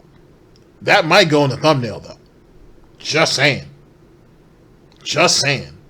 I don't know if you want me to find a picture of you with YouTube having you bent over. I don't know if you want that. It might be a thing, but you might not want that. But yikes, Phil. Yikes. YouTube violates videos. Oh, wow. Funny stuff. Funny stuff. Once you upload it, because they run it through their own set of encoders or whatever the hell you want to call them, and they completely degrade the quality of your video. So even though, yes, you're absolutely correct, if you're playing Ultra Street Fighter 4 and full quality 720p and full quality 1080p, you won't see a difference because the game runs natively at 720p. When you upload the videos to YouTube, there is a big difference. In fact, you know what's funny? Now that I think about it, I've done this video on this channel as well. When Phil was still recording his TV or recording his games through a camcorder, he used to tell people that, excuse me if I don't have the direct wording or the exact wording, but he said something along the lines, I record everything at like 720p and then YouTube will upscale it to HD for me. So you guys won't know the difference either which way. So just because it may not look the best when I record it, YouTube will go ahead and clean it up for me or upscale it either which way. So why do I need to go to direct capture if YouTube's going to do the work for me either which way? What's the point of that? I'm only making the job harder on me when YouTube's already going to upscale everything anyway. I distinctly remember saying that. I remember him saying that. I think he said that in like a channel update video. I think he was sitting down on his chair when he did that. But that's like one of the early commentator videos that I did on this channel. So I've gone over that one. And I knew that video would have some value to it because there's a lot of videos that you would think that are kind of like throwaways, but they're actually not. There's more value there than you would expect. But either which way, so it's a nice piece. So it's funny how now that he's upped himself to the industry standard, oh, now we're shitting on YouTube because YouTube's fucking with our quality. But he was kissing YouTube's ass, you know what I'm saying, when YouTube was doing the upscaling, so he didn't have to work any harder than he was already doing. Air quotes on work harder. Wow. Semantics, though. Semantics. You take a look, a few people have actually tweeted. I asked this past week on Twitter, I said, have you noticed any definitive difference between 1080p and the old 720p that I used to do? And people said, yeah, look at this side-by-side comparison. And they would show Ryu. And they show in the 720p pic, which was my old quality, the letters, the Japanese kanji on his belt, on his gi, were all pixelated and blurry. And then in the new 1080p quality, it's all completely visible. And they're like, it's a little nuance, you know, to the naked eye, maybe you might not notice it, but they're all little nuances like that that are much better in 1080p versus 720 on YouTube. So even though, again, the game is only a 720p game, YouTube degrades the quality of the videos you upload so much that 720p looks like shit, and 1080p looks a little bit better than shit. So there you go. Alright.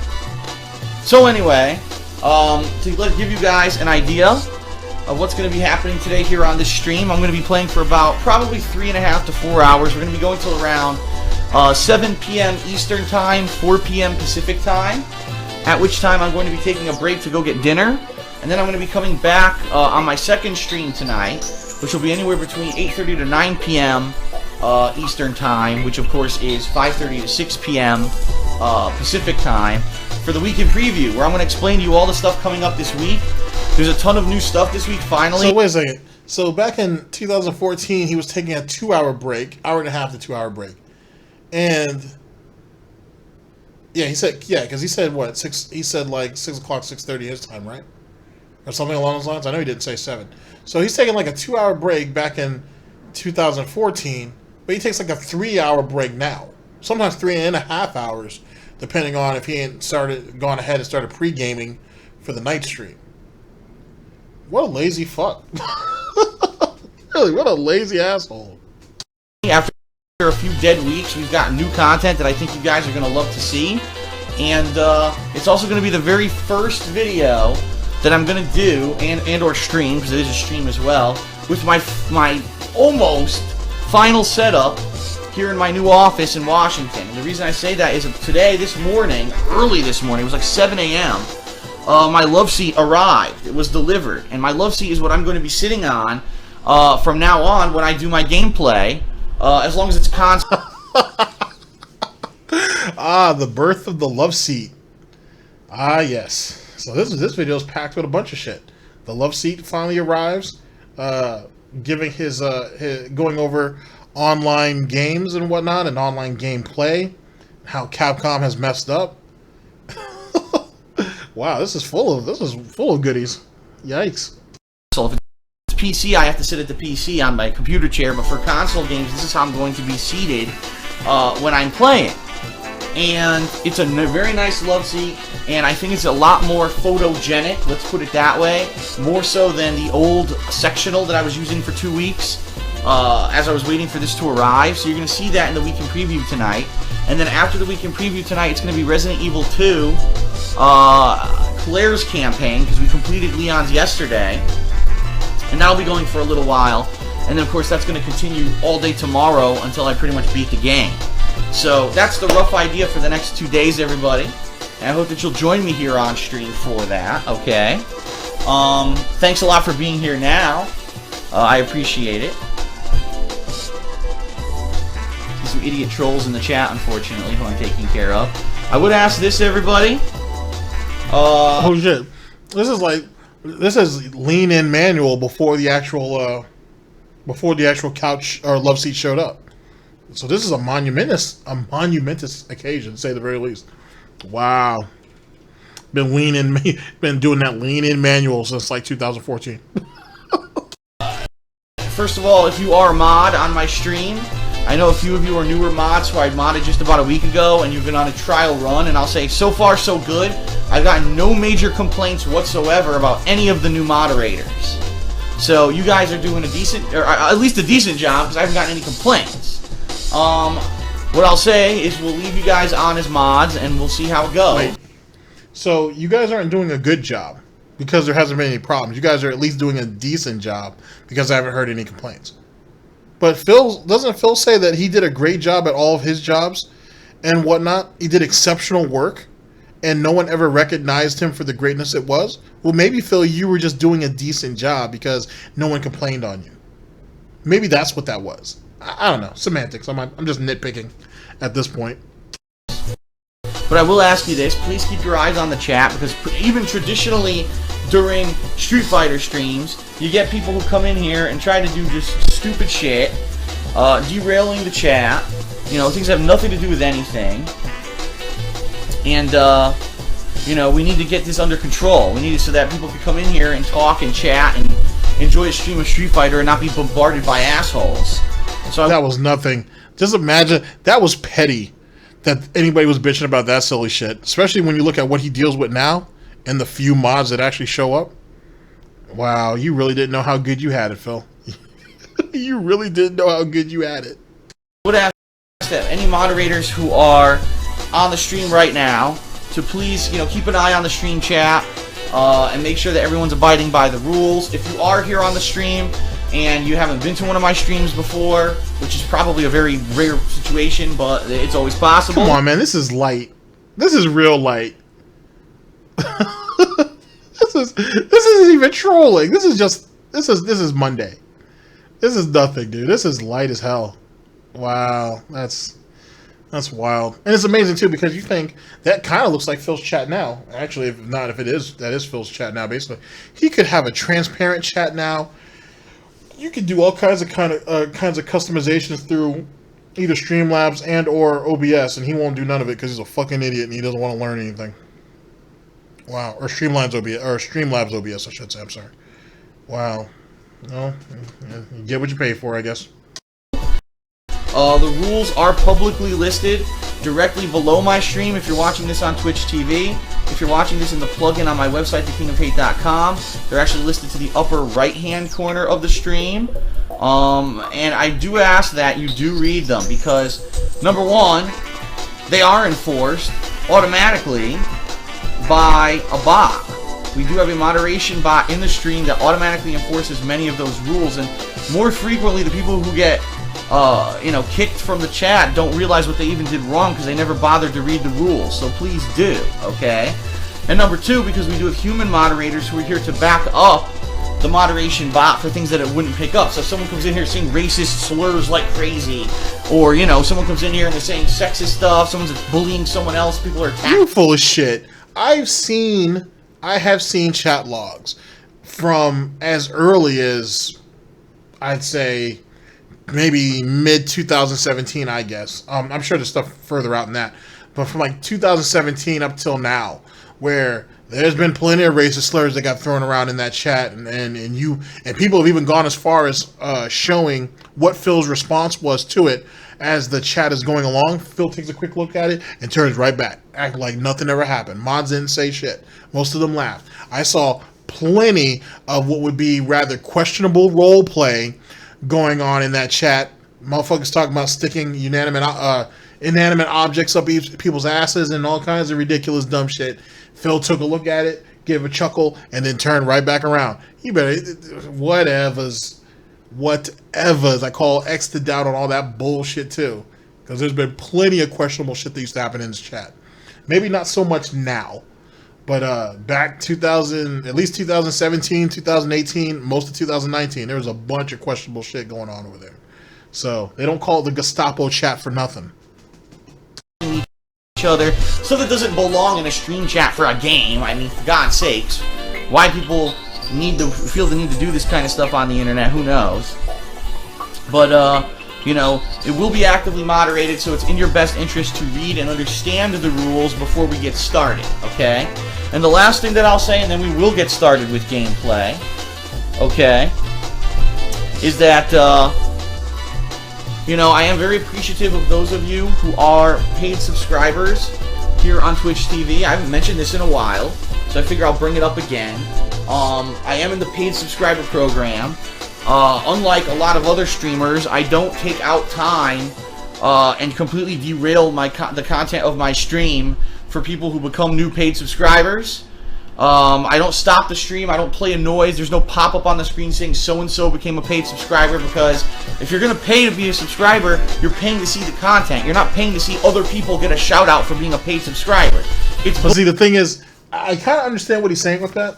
At the same time, though, too, that's why having the little notification come up for like 5 to 7 seconds, or, yeah, I say it's like 5 seconds, 7 seconds, is not that big of a deal. You don't have to shout them out. You can just let the little notification come up, which is what Phil does now. Phil could have done that back in the day. Easy. And if anything that comes up that would be considered a derogatory term or whatever, you got to work, you have to actually put it in your filter, Phil, but your filter will go ahead and straighten all that out. Just like when tips come up, for example, if anything that's in it at any point seems a bit derogatory or something that he's put into the filter, it'll immediately exit out. He'll still get the money. It's just the notification won't pop up. Same thing. People bring that up all the time. I've heard Tevin. I've heard Agent Proper. I've heard James the Lesser. I've heard LSB. Even Dark Dave Mears has talked about all that in one way, shape, or form, whether on stream or on Twitter, about how he could do that. Kiwi Farmers brings it up all the time. Same thing with text-to-speech. He can go ahead, he can put filters in so certain words don't get through. He's too lazy to do any of those things.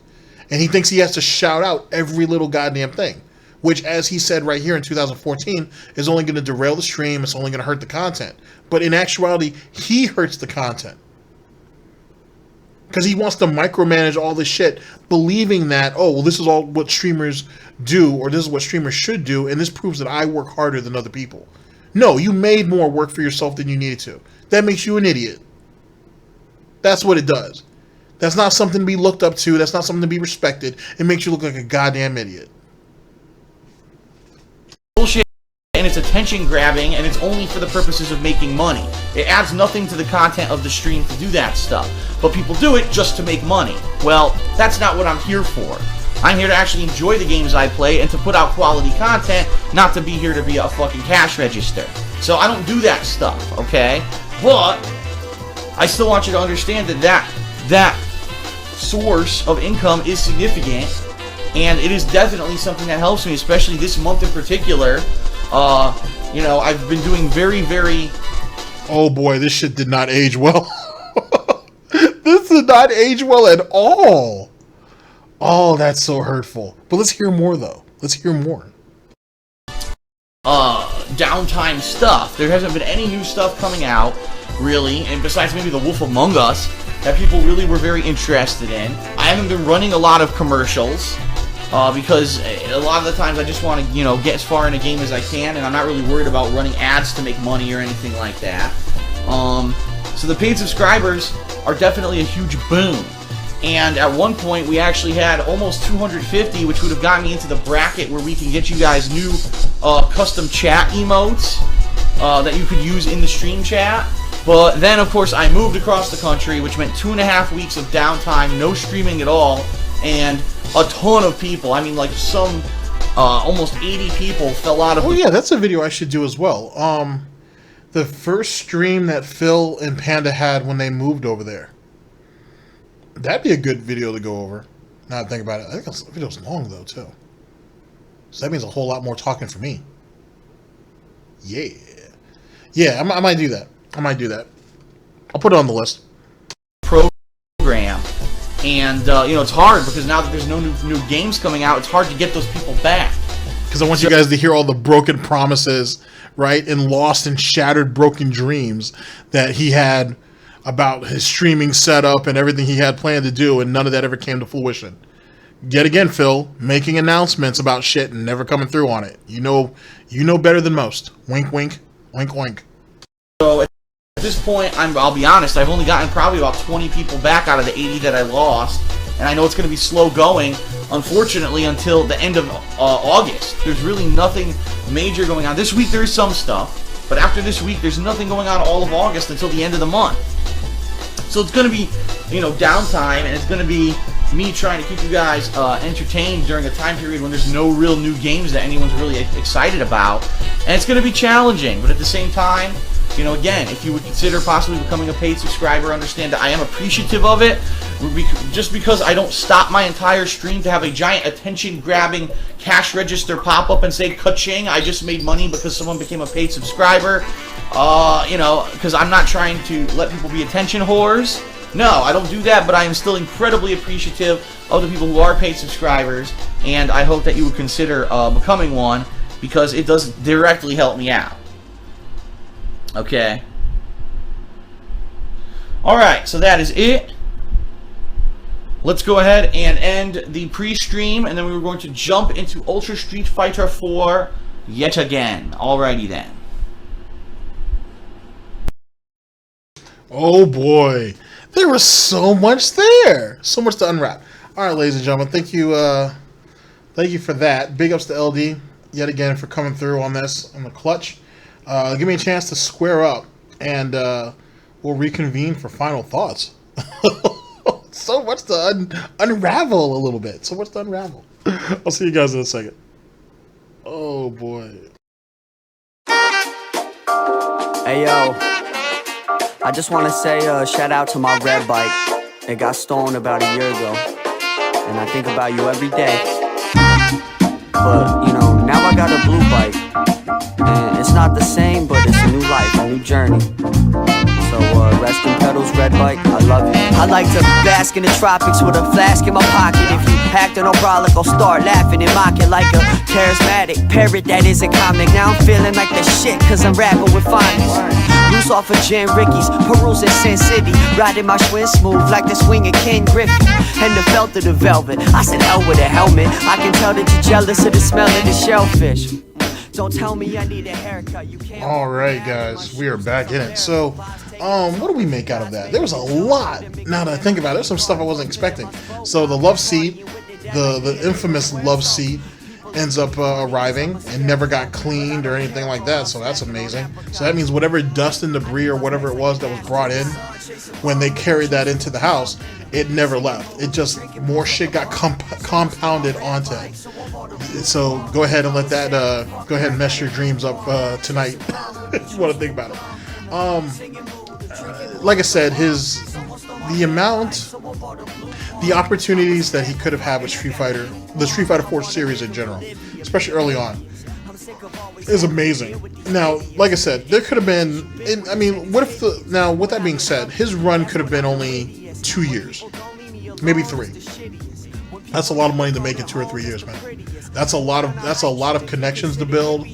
That's just a lot of a lot. That right there, if done right, gives, and if he executed properly, gives people a reason to be like, hey, how's it going, Machinima? We're gonna have a thing at E3, for example, because people wanted me to go over that E3 thing with John. What was that, 2012? Hey, you know, we're gonna be there at E3 and so on and so forth. Is Darksydephil gonna be there? And if so, we want to try to get him special access and so on and so forth, because he's basically a walking billboard. So can you make sure that happens, so on and so forth? Whatever you guys can't afford to cover, let us know and we'll cover that to get him out there. Whatever he needs, he can get it. They've done that. Machinima's done that, and certainly other game publishers have paid to do that. The Call of Duty community is a perfect example of that shit. Missed opportunity, a failure of business, which has come back to hurt him. DSP Street Fighter. Let me talk about that a little bit. DSP Street Fighter exists mainly to be his hub for Street Fighter in general. All that was supposed to be over there. Match footage that he was taking,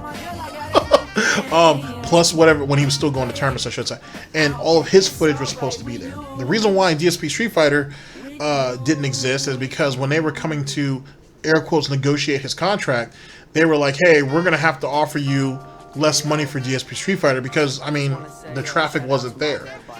And he was still going to get paid for DSP Street Fighter, he just wasn't going to get as much as he felt that he should for like DSP Game or King of Hate vlogs. And so he was like, well, if you guys are going to pay me less money for me to do, in his head, the same amount of work, why am I going to keep posting over there then? Fuck it. Take that managed partnership off and just, I'll put everything on DSP Gaming and I'll make more money. What Phil didn't realize is by having a channel completely devoted as a hub, as your one-stop shop for Street Fighter content, in a couple of months, that channel could have been big. That's people who don't even have to fuck with DSP Gaming, right? Or KO Gaming, or not KO Gaming, KO Gaming wasn't a thing yet, but don't have to fuck with DSP Gaming or King of Hate vlogs.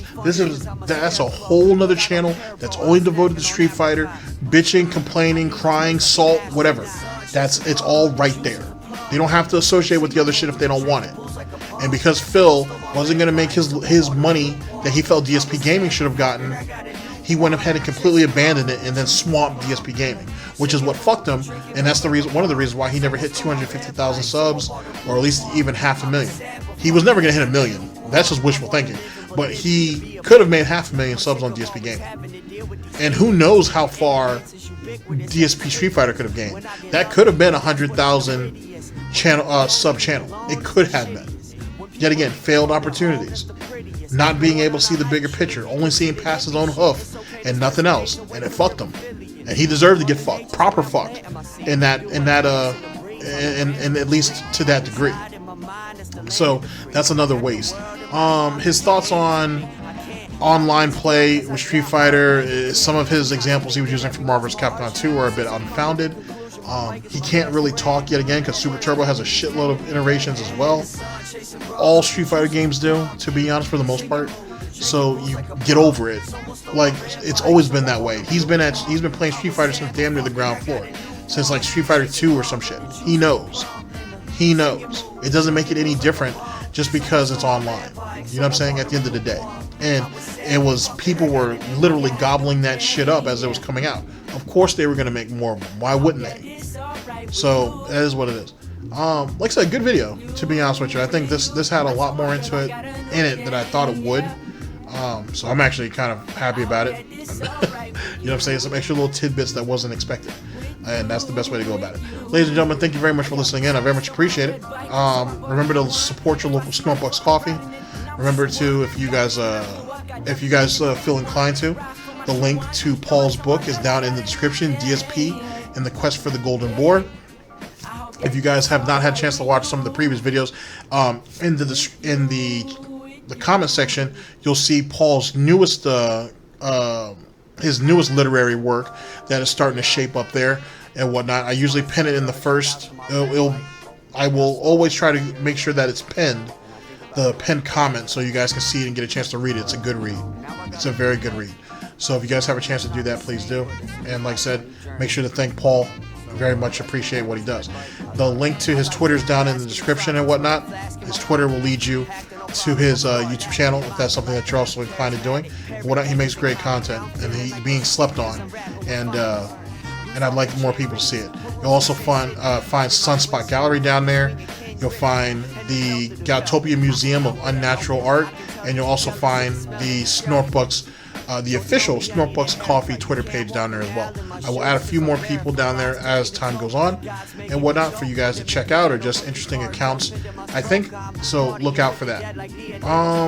That's pretty much it, guys. Like I said, I'm gonna go ahead and let you guys go for the day. Hopefully you guys are taking care of yourselves, and I'll see you guys for the next broadcast, whenever that may be. Hopefully sooner than later. This is DSP News 2nd Edition. I've been your host. Take care of yourself, guys. Oh boy. I was sad, but fuck it, I got a new one. Chasing rum with the juice of a plum. In a singing mood, the drinking booze like a bomb. Someone stole my red bike, so I bought a blue one.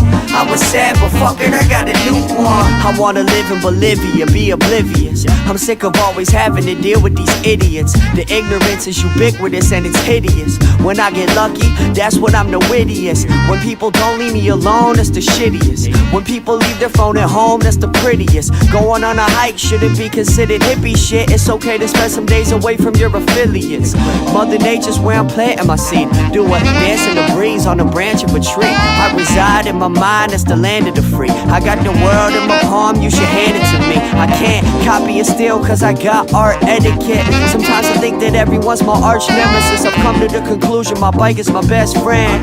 My worst enemies tend to be dead ends. In the sun chasing rum with the juice of a plum. In a singing mood, the drinking booze like a bomb. Someone stole my red bike, so I bought a blue one. I was sad, but fuck it, I got a new one.